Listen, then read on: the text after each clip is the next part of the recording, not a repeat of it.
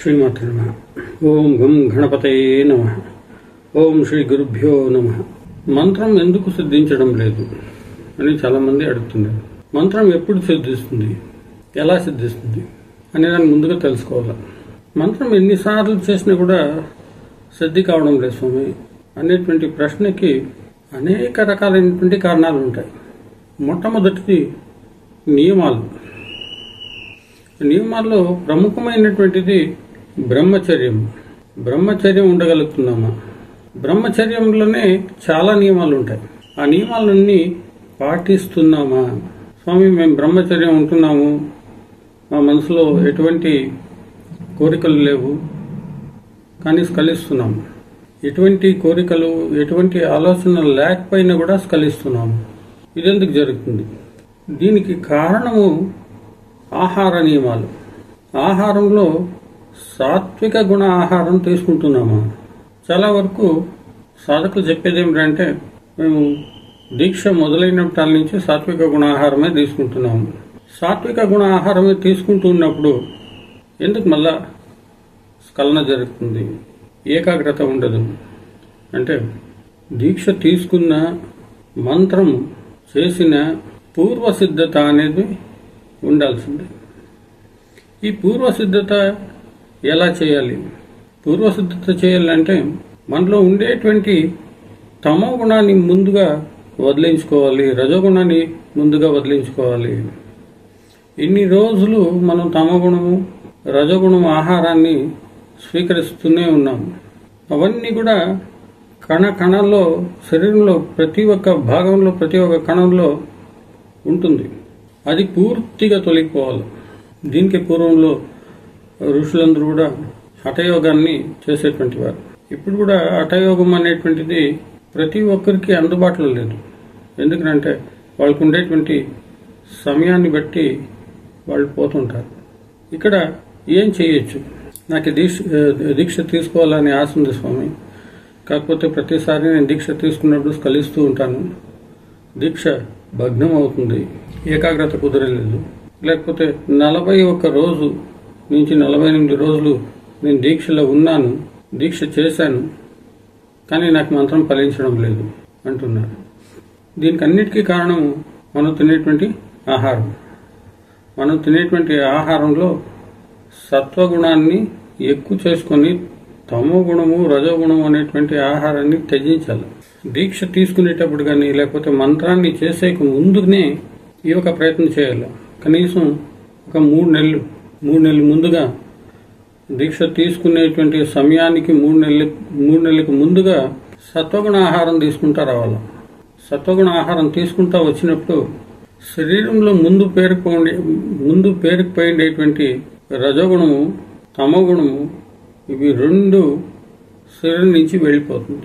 సత్వగుణ ఆహారము శరీరాన్ని కట్టివేస్తుంది.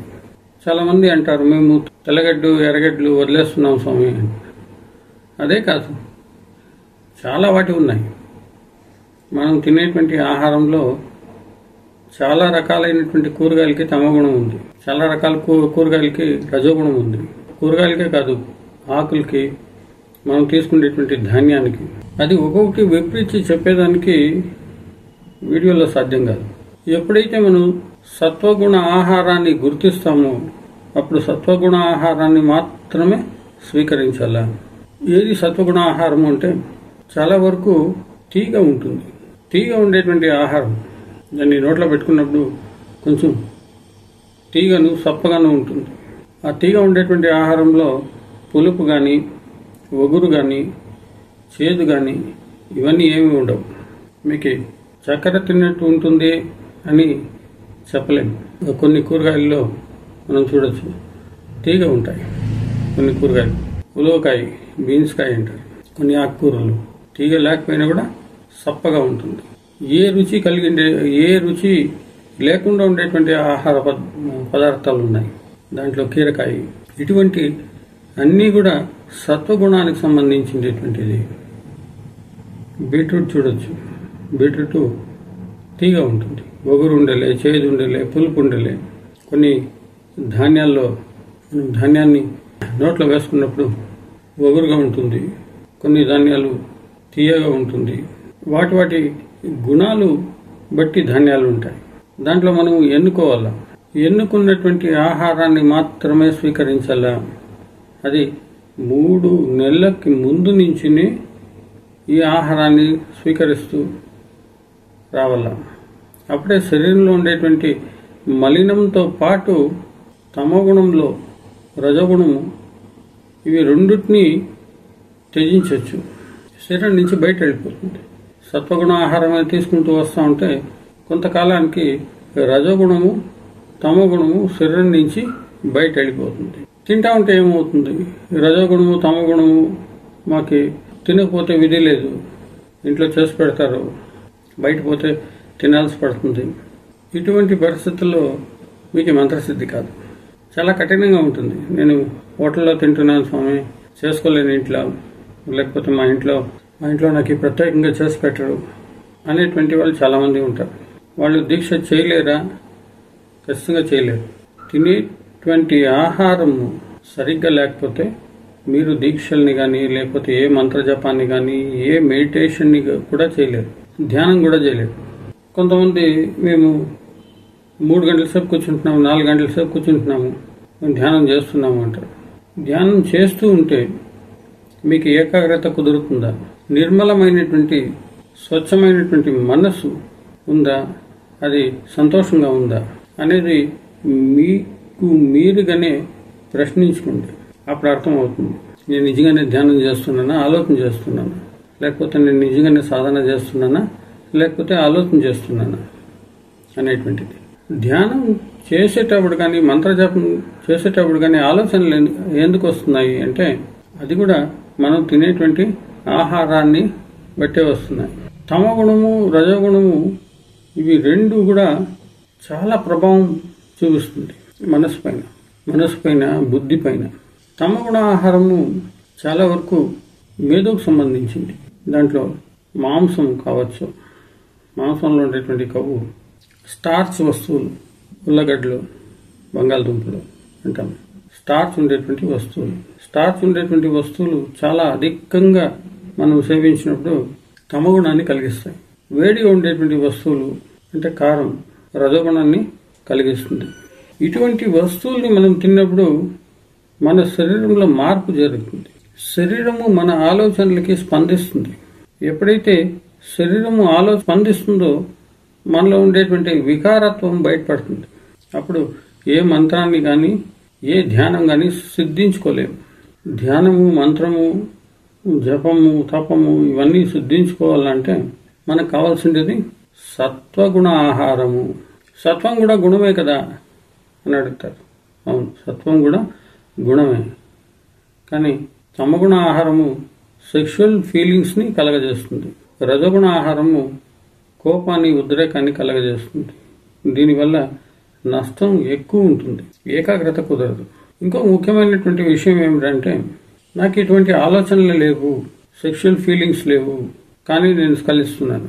సెక్షువల్ ఫీలింగ్స్ లేవు, స్ఖలించడానికి కారణం కూడా ఈ ఫుడ్. దానికి కొన్ని నియమాలు ఉన్నాయి. తమగుణ ఆహారాన్ని పూర్తిగా పరిత్యజించి మనం సన్నీళ్ల స్నానం చేసినప్పుడు ఆ సెక్షువల్ ఫీలింగ్స్ కలగదు, స్ఖలన కూడా ఉండదు. కళలు రాకపోయినా స్ఖలిస్తున్నారు. భావప్రాప్తి కోసమే స్ఖలిస్తున్నారు అంటే భావప్రాప్తి కోసమే స్ఖలించాలా అంటే అది సెక్స్ లో మాత్రం సాధ్యం. భావప్రాప్తి లేకుండా స్ఖలిస్తున్నాము. మనసు అనేది ఇన్వాల్వ్మెంట్ కాలేదు, బుద్ధి అనేది ఇన్వాల్వ్మెంట్ కాలేదు అక్కడ, కానీ స్ఖలిస్తున్నాము. దానికి కారణం మనం తినేటువంటి ఆహారం. నీకు ఎటువంటి ఆలోచన లేకపోయినా కూడా స్ఖలిస్తూ ఉంటుంది. శరీరానికి ఉండేటువంటి గుణము, తత్వం అది. మనసుని ఒకవేళ నిలబెట్టుకున్నా కూడా శరీరము వినదు. శరీరము ప్రకృతిలో ఒక భాగం, కానీ మనసు అనేది ప్రకృతినే.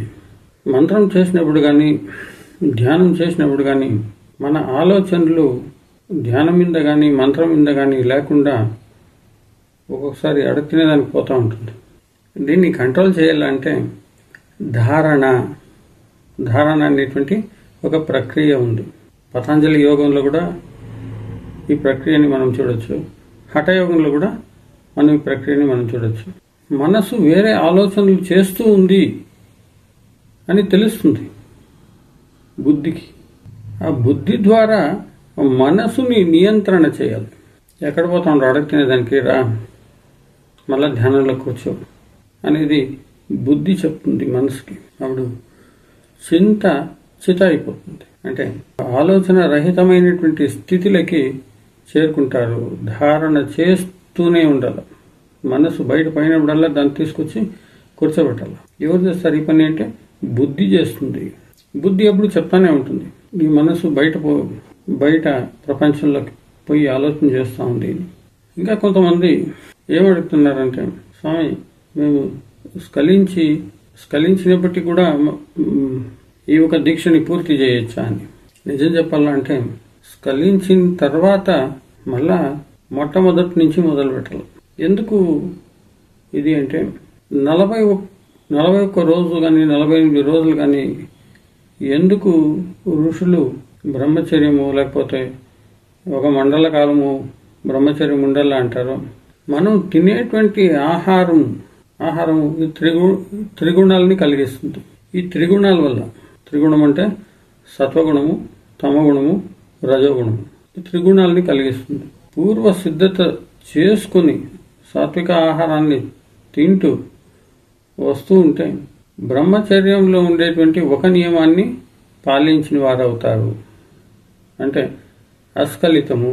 ఒక 41 రోజుల నుంచి 48 రోజుల వరకు మనం ఏదైతే ప్రక్రియ చేసింటామో అది ఒక ఎనర్జీని క్రియేట్ చేస్తుంది.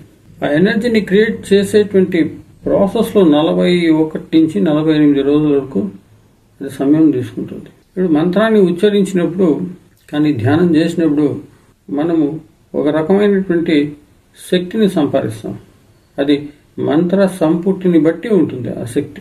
ఈ శక్తి అనేటువంటిది ఉత్కృష్టమైనటువంటి ఉన్నతమైనటువంటి స్థానంలోపై చేరుకోవాలి.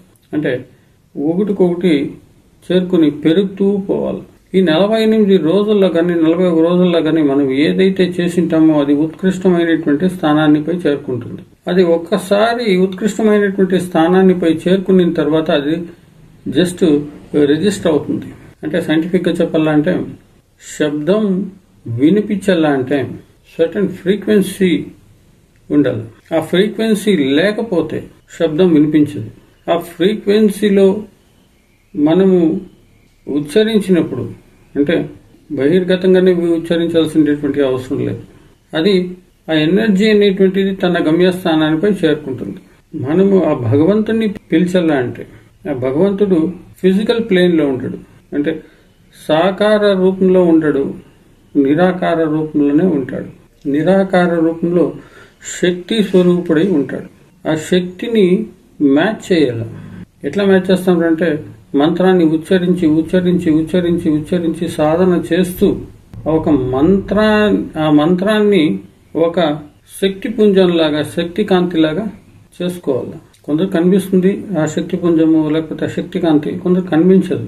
అది వలయాన్ని ఏర్పరుస్తుంది. ఆ వలయం ఏర్పడేంత వరకు ఆ మంత్రాన్ని చేయాలా. ఒక సాధారణమైనటువంటి వ్యక్తికి ఆ వలయాన్ని ఏర్పరచుకోవాలా అంటే అది 41 నుంచి 48 రోజులు అంటే ఒక మండల కాలం పడుతుంది. అది ఏకాగ్రతతో చేస్తే దృష్టి, ధ్యాస ఇవి 2 ఉండాలి సాధనలో. చాలా మంది గురువులు మేము అడిగిన మంత్రాన్ని ఇస్తున్నారు, ఎలా చేయాలని చెప్పడం లేదు. ఎందుకు దాన్నే చూస్తారు? చెప్పేటువంటి వాళ్ళు కూడా ఉంటారు. సాధన ఎలా చేయాలా అని చెప్పేటువంటి వాళ్ళు కూడా ఉంటారు. వాళ్ళ దగ్గర ఒక్కొక్క మంత్రం సాధన చేయాలంటే ఒక్కొక్క విధానం ఉంటుంది. ఆ విధానాన్ని అనుసరించి ఆ మంత్ర సాధన చేయాలి. అలా చేయకపోతే ఆ మంత్రానికి సిద్ధి ఉండదు. మంత్రాన్ని చేసుకోవడే దాంట్లో సాధన చాలా ఇంపార్టెంట్. మంత్రాన్ని చేసుకుంటూనే దాంతో సాధన చేయాలి. సాధన అంటే ఏమి, మంత్రసిద్ధి అంటే ఏమి అంటే మంత్రాన్ని ఉచ్చరించి ఉచ్చరించి ఉచ్చరించి సిద్ధి చేసుకోవచ్చు. అంటే పలికేది వచ్చేస్తుంది. కానీ దాన్ని సాధన చేయాలంటే గురువుల అనుగ్రహం కావాలా, లేకపోతే మీరు గురువు గారిని ఆశ్రయించాలా. ప్రతి ఒక్క మంత్రాన్ని కూడా శ్వాస ద్వారా, దృష్టి ద్వారానే సాధన చేస్తారు. ఆ దృష్టి అనేటువంటిది ఎక్కడ పెట్టాలా, ఎక్కడ నిలపాలా? దృష్టి అనేటువంటిది మన శరీరంలో, అంటే స్థూల శరీరంలోనే సూక్ష్మ శరీరం ఉంటుంది. ఆ సూక్ష్మ శరీరాల్లో కొన్ని కేంద్రాలు ఉంటాయి. వాటిపైన దృష్టి సారిస్తూ ధ్యాస అంతా కూడా శ్వాస మీద పెట్టి ఆ మంత్రాన్ని ఉచ్చరించినప్పుడు ఆ మంత్రము పరిణామం చెందుతుంది, అంటే ట్రాన్స్ఫార్మేషన్ అవుతుంది ఇంటూ ఎనర్జీ. ఆ ఎనర్జీగా ట్రాన్స్ఫార్మ్ అయ్యేంత వరకు మీరు మంత్రాన్ని ఉచ్చరిస్తూనే ఉండాలా, ఆ కేంద్రం పైన దృష్టి సారిస్తూనే ఉండాలా, శ్వాస మీద ధ్యాస పెడుతూనే ఉండాలా. స్వామి, శ్వాస మీద ధ్యాస ఎందుకు పెట్టాలా, లేకపోతే ఈ దృష్టిని ఎందుకు సారించాలంటే, ఇవి రెండు కూడా శ్వాస మీద ధ్యాస పెట్టినప్పుడు కానీ, లేకపోయిందంటే ఆ దృష్టి ఒక ఫలాన్ని కేంద్రంలో స్థాపన చేయడం కానీ, ఇవి చేసినప్పుడు ఆలోచన రహితమైనటువంటి స్థితికి పోతారు. ఆలోచన రాదు. ఆలోచన రాకపోతే ఆ మంత్రాన్ని చాలా బాగా చేసుకుంటారు. రిధంతో ఆ మంత్రానికి ఉండేటువంటి శక్తిని ఫుల్ ప్లెడ్జెడ్గా అనుభవిస్తారు. కొంతమంది మేము వామ మార్గంలో ఉన్నాం స్వామి, వామ మార్గంలో మేము ఈ సాధన చేసినప్పటికీ కూడా మాకు సిద్ధి కావడం లేదు అంటున్నారు. వామ మార్గంలో ఉండేటువంటి అపోహ తొలగిపోయేంత వరకు మీకు సిద్ధి కాదు. వామ మార్గం అంటే ఏమని తెలుసుకోవాలి. వామ మార్గము హఠయోగానికి సంబంధించింది. మీరు మైథునం చేసి స్ఖలించడం వల్ల మీకు ఎటువంటి సిద్ధి లభించదు. కొంతమంది వెస్ట్రన్ ఫిలాసఫర్స్ చెప్తారు సెక్షువల్ తంత్రాంశ్ కాదండి, ఇది ఒక గురువు దగ్గర నేర్చుకోవాల్సినటువంటి తంత్రం. హఠయోగంలో ముఖ్యంగా మనము మహాముద్ర, వజ్రోలి, సహజోలి, త్రిబంధాలు, అనేక రకాలైనటువంటి ప్రాణాయామము, కేచరి, బూచరి అనేటువంటి అనేక ముద్రలతో కూడుకో ఉంటుంది. వామ మార్గంలో సిద్ధి పొందాలా అంటే ముందుగా వామ మార్గాన్ని నేర్చుకోవాలి. నేను బాగా తాగుతాను స్వామి, బాగా మాంసం తింటాను, మైథునంలో పాల్గొంటాను, ఏం చెప్పాలో నాకు అర్థం కాలేదు. ఇక్కడ ప్రముఖంగా మీరు అర్థం చేసుకోవాల్సింది ఏమిటంటే, మీ అంగాల్లో భావప్రాప్తి చెందుతున్నారు. పురుషాంగంలో కానీ స్త్రీ అంగంలో కానీ భావప్రాప్తి చెందుతున్నారు. రాపిడి వల్ల స్ఖలించి భావప్రాప్తి చెందుతున్నారు. వామ మార్గము దాని ఉద్దేశము మీ అంగాల్లో భావప్రాప్తి చెందడం కాదు, అసలుకి స్ఖలించడమే కాదు. స్ఖలిస్తే సెక్షువల్ సాటిస్ఫాక్షన్ ఉంటుంది, కానీ ఎక్కడ భావప్రాప్తి చెందాలా అంటే నాడుల్లో భావప్రాప్తి చెందాలి. మనిషి శరీరంలో 72,000 నాడులు ఉంటాయి. 72,000 అనే కాకుండా ఒక్కొక్క మనిషిని బట్టి 5 లక్షల నాడుల వరకు ఉంటాయి. ఇది సూక్ష్మ శరీరంలో ఉంటుంది. ఇవన్నీ కూడా సహస్రారానికి తీసుకుపోతుంది. సహస్రారం నుంచి పైకి మహాన్మండల విశ్వబిందులో లీనమైపోతుంది. ఈ భావప్రాప్తి అనేటువంటిది అక్కడ చెందాల. ఇక్కడ పురుషాంగంలో కానీ స్త్రీ యోనిల్లో కానీ భావప్రాప్తి ఏ విధంగా చెందుతారో ఆ రకంగా ఊర్ధ్వాకాశంలో బ్రహ్మగ్రంథి వరకు నాడులు ఉంటాయి, అక్కడ భావప్రాప్తి చెందాలి. Sexual energy is transformed into spiritual energy. It should be transformed into spiritual energy. అది జరిగితేనే మీకు సిద్ధి జరుగుతుంది వామ మార్గంలో. వామ మార్గంలో ఉండేటువంటి అపోహలు తొలగించుకోండి. ముందుగా వామ మార్గం గురించి సంపూర్ణమైనటువంటి వీడియో, ఆ డిస్కషన్ ఇంకొకసారి మాట్లాడుకుందాం. అది కుండలిని యోగంలో. ఈ కుండలిని యోగంలో భాగమే వామ మార్గం. దక్షిణాచారంలో కూడా కుండలిని యోగం చేసుకోవచ్చు. వామ మార్గంలో కావచ్చు, దక్షిణ మార్గంలో కావచ్చు, మీరు ఇదే భావప్రాప్తిని చెందుతారు, ఇదే ఆనందాన్ని అనుభవిస్తారు. ఎక్కడ? ఊర్ధ్వాకాశంలో. ఇది ముఖ్యంగా ఈ భావప్రాప్తి చెందడం అంటే ఎక్కడ జరుగుతుందంటే ఆజ్ఞ, మనస అంటే మానస చక్రం, ఇందు చక్రంలో ఈ భావప్రాప్తి చెందుతాం. ఈ భావప్రాప్తి ఎలా ఉంటుంది అంటే సెక్స్ చేస్తూ ఇంజెక్షన్ అయినప్పుడు ఆ సాటిస్ఫాక్షన్ అనేది శరీరానికి మనసుకి కలుగుతుంది. అటువంటి దీన్ని ఇంకా స్పష్టంగా వివరించాలంటే బిగ్ బ్యాంగ్ అంటారు. ఒక బిగ్ బ్యాంగ్ ని ఎక్స్పాన్షన్ చేస్తే, ఆ భావప్రాప్తి అనేది ఎక్స్పాన్షన్ చేస్తే ఆ క్షణకాలం ఉండేటువంటి భావప్రాప్తి ఏముంటుందో దాన్ని ఎక్స్పాన్షన్ చేస్తే ఎలా ఉంటుందో అలా ఉంటుంది. మీరు ధ్యానంలో కూర్చున్నప్పుడు కూడా, లేకపోతే మంత్రజపం చేసినప్పుడు కూడా తన్మయత్వము అనేది ఉంటుంది. ఆనందం నుంచి బయటపడాలని అనుకోరు. ఒకసారి ధ్యానంలో కానీ లేకపోతే జపంలో కానీ ఆ భావప్రాప్తిని చెందినప్పుడు దాని నుంచి బయటపడాలా అనుకోరు. అటువంటి సంతోషాన్ని ఎవరు అనుభవించిండరు. మళ్ళీ ఇంత కఠినంగా ఉన్నప్పుడు మీరు దీక్షలు ఎందుకు ఇస్తారు? దానికి కారణం ఒకటే, 100 మందిలో ఒకరైనా దీన్ని సరిగ్గా నేర్చుకుంటారా అనే ఆలోచనలతో దీక్షని లేకపోతే ధ్యాన మార్గాన్ని ఈ స్పిరిచువల్ వరల్డ్లోకి ఆహ్వానిస్తాం. మంత్రం చేసేటప్పుడు ఏకాగ్రత కుదరడం లేదు. దీనికి అనేక కారణాలు ఉంటాయి. ఒక కారణము ఆహారం అయితే, ఇంకో కారణము పస్తులు. అంటే చాలామంది అంటారు, పస్తుల నుండి మేము శరీరాన్ని దండించి మేము ఏకాగ్రతను సంపాదిస్తాము, లేకపోతే సిద్ధులు సంపాదిస్తాము. దీనికి అర్థం లేదు. ఎందుకంటున్నానంటే దేహం వేరు, చైతన్యం వేరు. దేహానికి ఆహారం కావాలి, ఖచ్చితంగా కావాలి. ఆహారం లేకపోతే దేహము కృషించిపోతుంది. ఎప్పుడైతే మీకు ఆహారం లభించదో అప్పుడు ఒక చోట కూర్చోలేరు, ఏకాగ్రత కుదరదు. ఇది సత్యం. దానికి ఏం చేయొచ్చు? అల్ప ఆహారాన్ని తీసుకోండి. మీరు జపానికి కూర్చున్నప్పుడు కానీ లేకపోతే ధ్యానానికి కూర్చున్నప్పుడు కానీ అల్పాహారం తీసుకుంటూ మీ శరీరాన్ని మార్చుకోవాలి. పూర్వకాలంలో రోజుల కొద్ది ఆహారము నిద్ర లేకుండా చేసేటువంటి వారు ఇప్పుడు సాధ్యమేనా? ఇప్పుడు కూడా సాధ్యమే. ఆహారము నిద్ర లేకుండా ఇప్పుడు కూడా చేయొచ్చు. కానీ మీ శరీరానికి అలవాటు కావాలా. మీ శరీరాన్ని ఎట్లా అలవాటు చేసుకోవాలా అంటే మీరు తీసుకునేటువంటి ఆహారమే, అంటే సత్వగుణ ఆహారమే తక్కువ తీసుకోవాలా. అప్పుడు శరీరము దానికి అనుగుణంగా శక్తిని ఉత్పత్తి చేస్తుంది. ఒక మనిషికి ఒక పిడికడు ఆహారం తీసుకుంటే చాలు. ఎక్కువ తీసుకుంటే ఎక్కువ శక్తి వస్తుంది, తక్కువ తీసుకుంటే తక్కువ ఉంటుంది శక్తి అని కాదు. ఒక పిడికడు ఆహారాన్ని తీసుకున్నప్పుడు అది ప్రాణాన్ని నిలబెట్టుకుంటుంది. ఒక పిడికడు ఒకరోజు సరిపోతుంది. మన శరీరంలో ఉండేటువంటి ప్రతి ఒక్క కణువుకి, ప్రతి ఒక్క కణానికి అది శక్తిని అందిస్తుంది. కానీ మనం విలాసానికో లేకపోతే అలవాటు పడినటువంటి శరీరము ఆహారాన్ని తీసుకుంటుంది, యథేచ్ఛగా తీసుకుంటుంది. ఇది ఎలా అలవాటు చేయాలా అంటే ఒకేసారిగా మీరు పస్తులు ఉండాల్సిన అవసరం లేదు.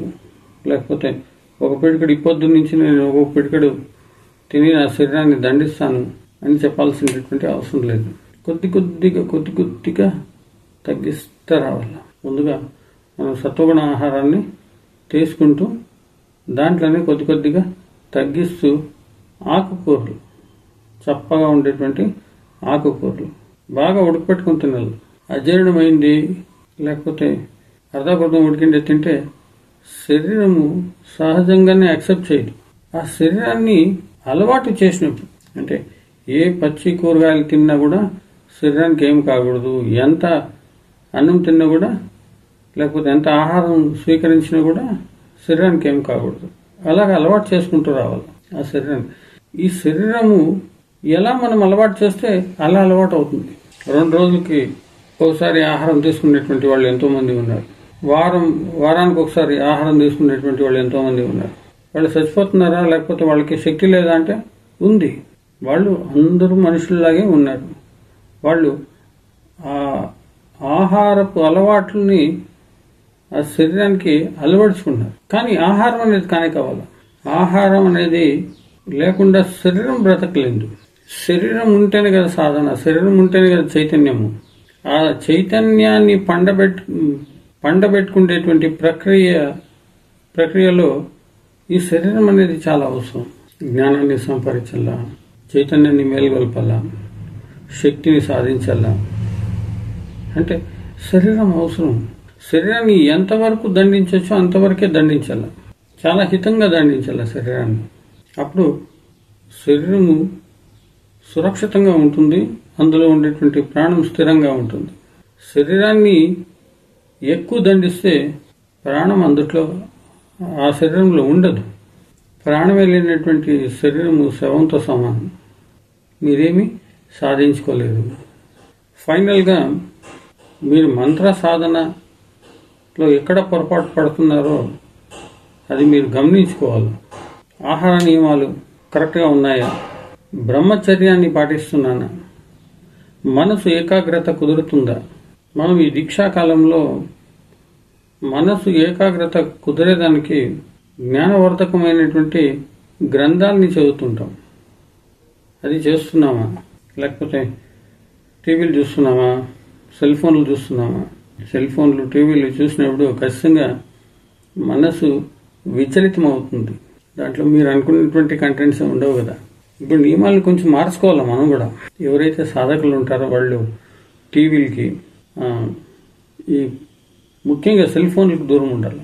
సాధన చేస్తూనే ఉంటారు, అంటే సాధనలో కూర్చొనే ఉంటారు. 20 మంది కాల్ చేస్తుంటారు. ఇక్కడ 2 మంత్రాలు చేసి ఒక ఫోన్ కాల్ ఎత్తుకుంటాడు, ఇంకో 2 మంత్రాలు చేసి ఇంకో ఫోన్ కాల్ ఎత్తుకుంటాడు. ఇలా చేస్తే కుదరదండి. 41 రోజు వరకు ఈ ఫోన్లు ముట్టుకోవద్దండి. మీరు ఎన్ని నాళ్లు సాధనలో ఉంటారో అన్ని నాళ్లు ఫోన్లు ముట్టుకోవాలి. అది మిమ్మల్ని డిస్టర్బ్ చేస్తుంది. క్రమం తప్పకుండా సాత్విక ఆహారం తీసుకోండి.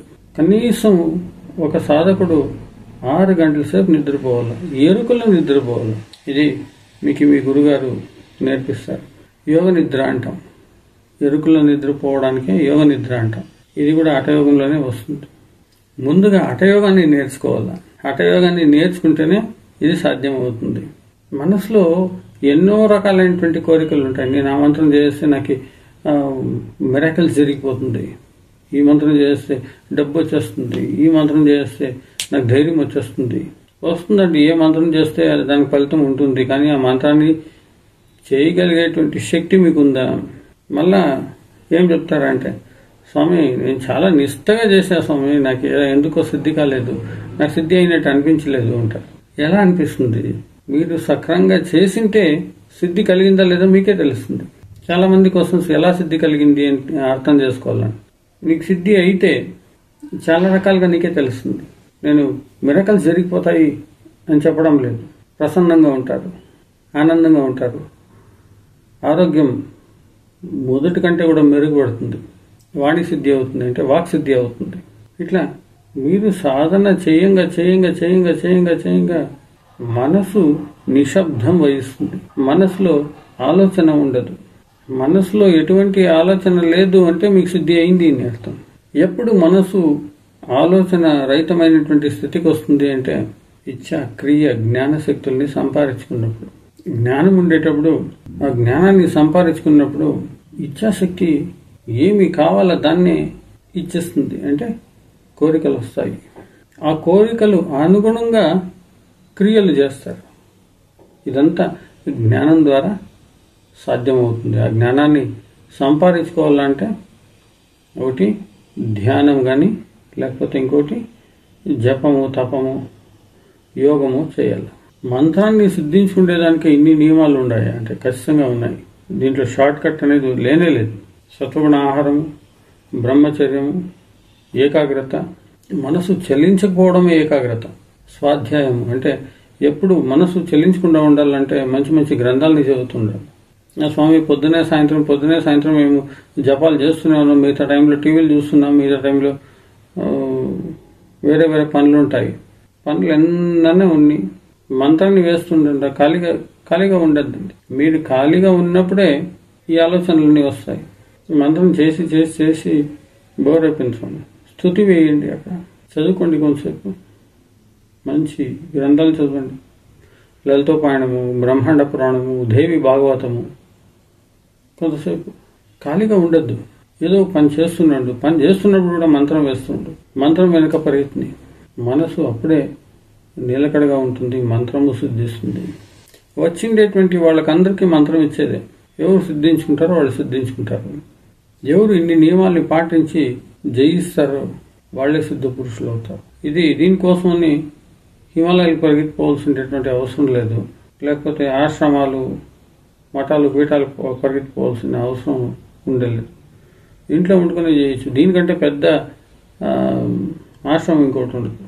ఒక సమయాన్ని పెట్టుకోండి, ఇవన్నీ పాటించండి. సర్వే జన సుఖినో భవంతు.